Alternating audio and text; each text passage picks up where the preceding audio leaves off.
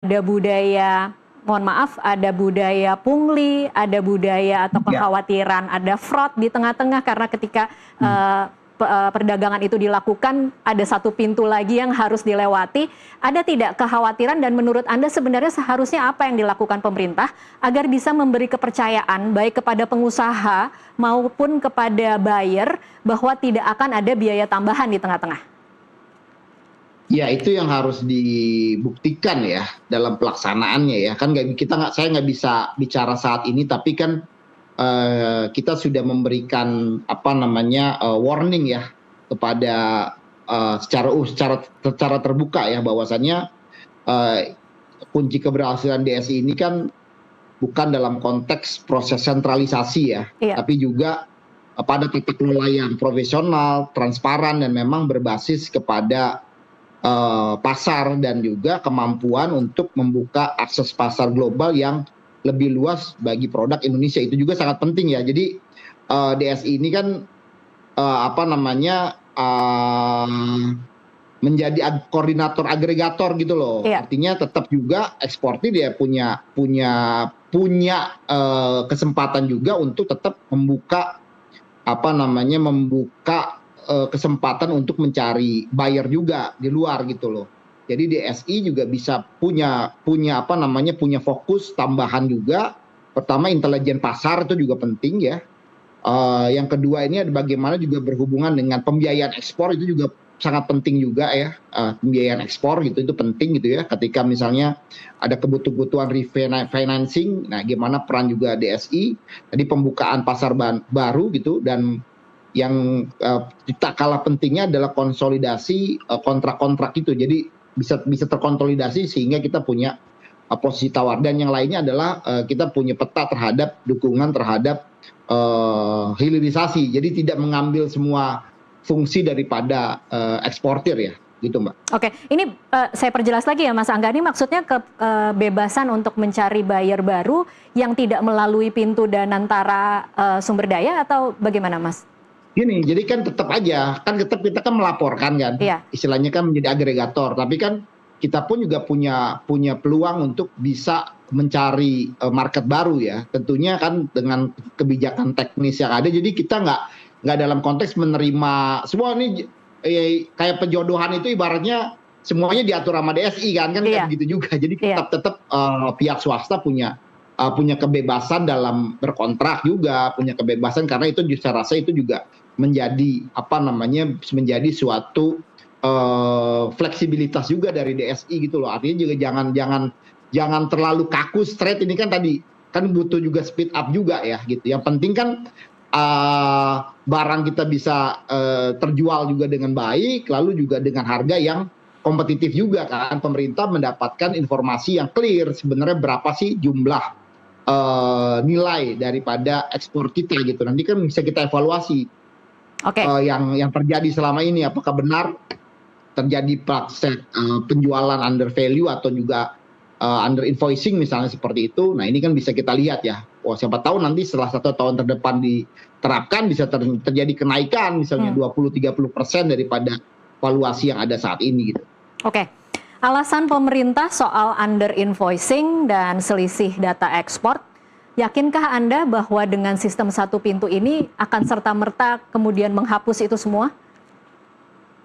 Iya begini Mbak ya, sebenarnya kan ini kan baru asumsi yang dibangun ya.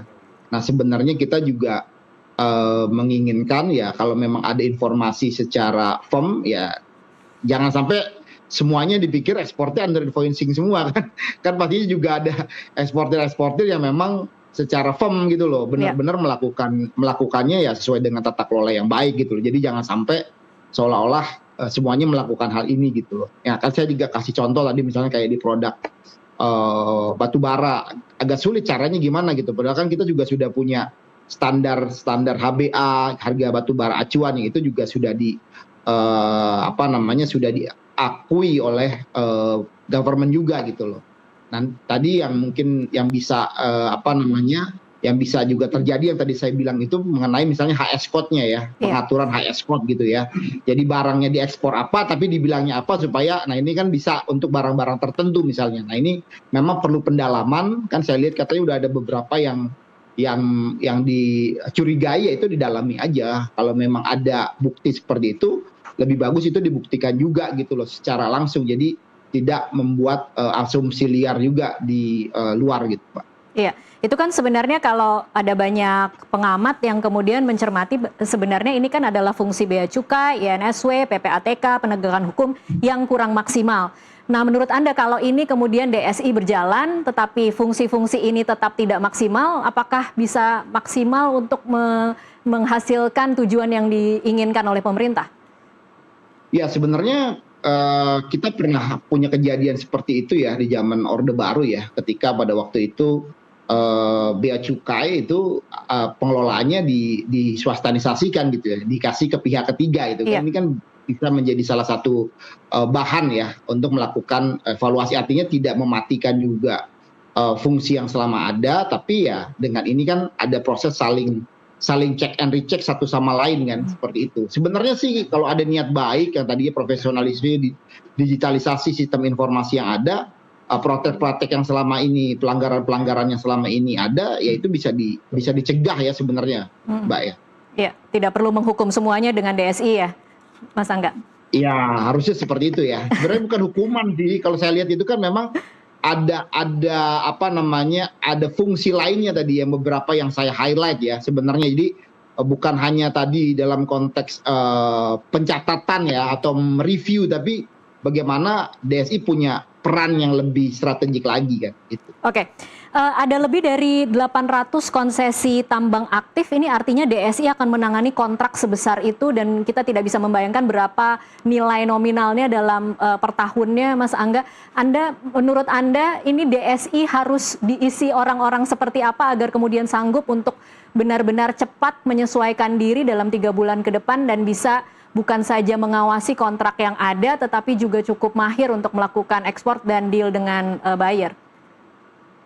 Ya, Indonesia ini punya sumber daya manusia terbaik ya, sumber daya yang profesional. Jadi memang proses rekrutmennya harus dimulai dengan proses yang rekrutmen yang merit juga gitu. Jadi harus dilihat pengalaman profesionalnya gitu ya. Terlepas dari konflik kepentingan itu paling penting, tapi yang tadi saya sampaikan, penguatan dalam sistem informasi dan digitalisasi itu harus menjadi hal yang sangat penting sehingga proses pengambilan keputusan di DSI ini bisa juga cepat gitu loh. Karena kan ini kan saat sekarang ini kompetisi ini kan soal kecepatan ya. Jangan sampai karena birokrasi yang ada kita kehilangan momentum dan kehilangan peluang gitu. Oke. Satu juga yang menjadi kekhawatiran Mas Angga, kalau terjadi masalah dalam proses ekspor nanti, apakah itu sudah dijelaskan oleh pemerintah? Siapa yang kemudian akan menjadi penanggung jawab bila terkena penalti, dan seperti apa simulasi krisis yang dipresentasikan oleh pemerintah kepada pengusaha? Iya, makanya tadi kan saya sampaikan juga kan ada beberapa resiko hukum dan legal juga gitu loh. Jadi jangan sampai juga ada kriminalisasi juga kan kepada eksekutif di DSI juga gitu. Kami juga sangat khawatir ya. Nanti nggak ada yang mau masuk ya, Mas Angga? Itu jadi kan dengan resiko seperti ini. Karena kan soal pasar ini kan pastinya pergerakannya juga sangat cepat gitu loh. Salah kita misalnya mempredik harga gitu ya. Oh, harga yang di standar kita sekian 100 perak gitu misalnya. Tiba-tiba harga internasional udah turun ke 90, kita nggak cepat menurunkan ya pasti kan akan kehilangan. Volume kita bisa turun, lalu juga pembeli yang sudah selama ini ada bisa beralih ke negara lain juga gitu. Jadi menurut saya ya itu menjadi sangat penting juga ya resiko hukum. Jadi jangan sampai ada ada kriminalisasi terhadap kebijakan atau proses bisnis yang sudah dilakukan dengan baik gitu loh. Ini kan menyebabkan banyak profesional kita juga enggan masuk ke sana kalau itu tidak diberikan keamanan yang clear juga, Mbak. Oke, terakhir Mas Angga, ini kan DSI akan menguasai data kontrak, volume, harga, buyer, devisa. Siapa yang seharusnya mengawasi DSI? Ya karena ini memang apa namanya suatu lembaga, aku juga belum tahu formatnya ya. Biasanya dalam suatu kelembagaan perusahaan ya kalau memang itu bentuknya perusahaan pasti ada dewan komisaris ya. Tapi tentunya karena ini juga dibentuk oleh negara ya tentunya ada BPKP, BPK juga bisa ikut terlibat dalam pengawasan hal ini ya. Nah ini yang kita juga belum tahu secara teknis seperti apa, tapi ya kami menyarankan lebih banyak pihak yang bisa melakukan pengawasan dan memberikan insight itu saya rasa sangat penting. Dan juga kalau saran saya juga asosiasi dari dunia usaha bisa ikut terlibat juga ya, memberikan masukan juga ya supaya apa namanya proses pengawasan itu bisa lebih efektif juga gitu. Oke, baik. Terima kasih Mas Angga Wira, Ketua Umum Asosiasi Pemasok Energi Mineral dan Batubara Indonesia ASPBindo untuk waktunya bersama kami di NTV Prime. Pemirsa, regulasi yang baik tidak boleh mengorbankan kelancaran arus barang dan kepastian hukum para pelaku usaha yang sudah bertahun-tahun membangun pasar di luar negeri. Masa transisi menuju implementasi penuh pada 1 Januari 2027 jadi pembuktian pemerintah. Apakah intervensi negara mampu berjalan mulus tanpa menciptakan monopoli yang merusak iklim pasar? Kita akan tunggu bagaimana kolaborasi ini berjalan di masa depan.